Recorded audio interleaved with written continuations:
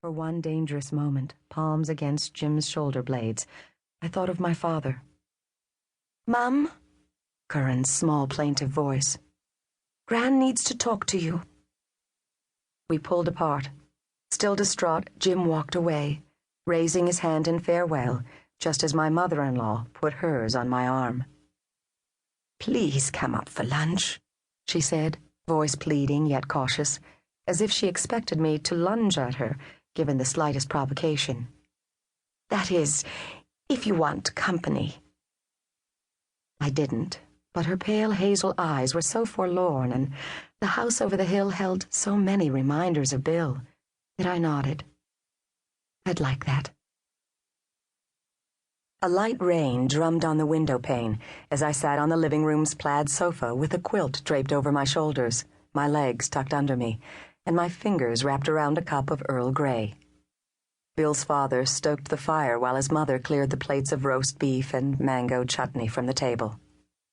I ran my tongue over my lips, remembering the gentle, sleepy hours of early evening when their son and I had lain beneath blankets, reaching our hands under the sheets to memorize each other as we listened to water pound on the roof and promised ourselves just 10 more minutes before we'd get up to raise the drawn shades and start supper. "Would you like some more tea, dear?" Bill's mother asked. "Yes," I said. "Thanks, Louise." She came in from the dining room and handed me a second cup, gazing at me with a mournful look on her face. She stroked back a lock of my hair. "My favorite daughter-in-law," she said, a joke since I was her only one. Her eyes were red. When we had first met, I had found her nervous, mousy, almost subservient in her eagerness to please, but I'd liked her despite her quirks. After 21 years with my mother, the fashion goddess, I was delighted to meet a woman who answered the door wearing jeans with holes in them. Now she sat beside me on the edge of a corduroy wing chair.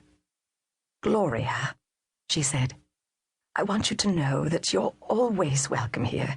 You'll bring Curran to see us, won't you?" "Of course." I glanced around. "Where do you wander off to?" She laughed.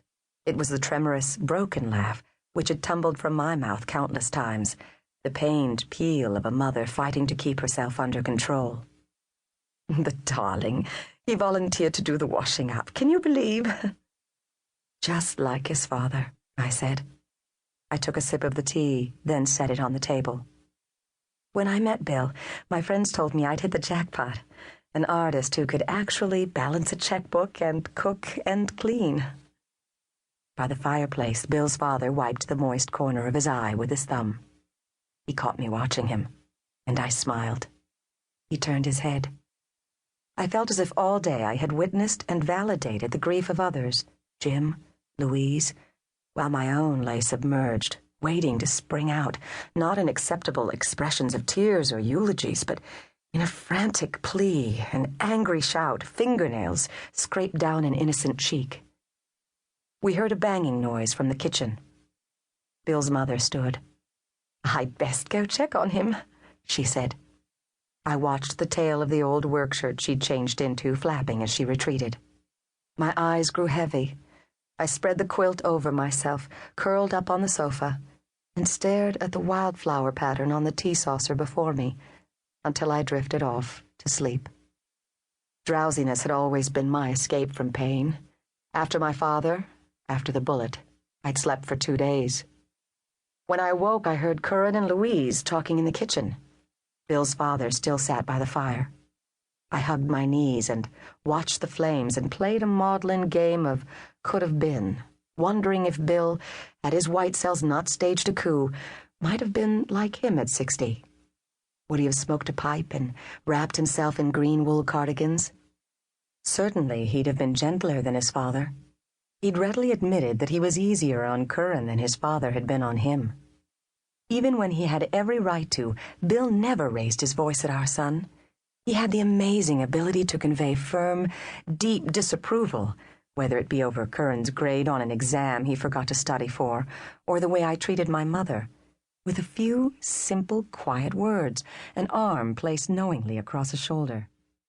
I would have snapped at Curran.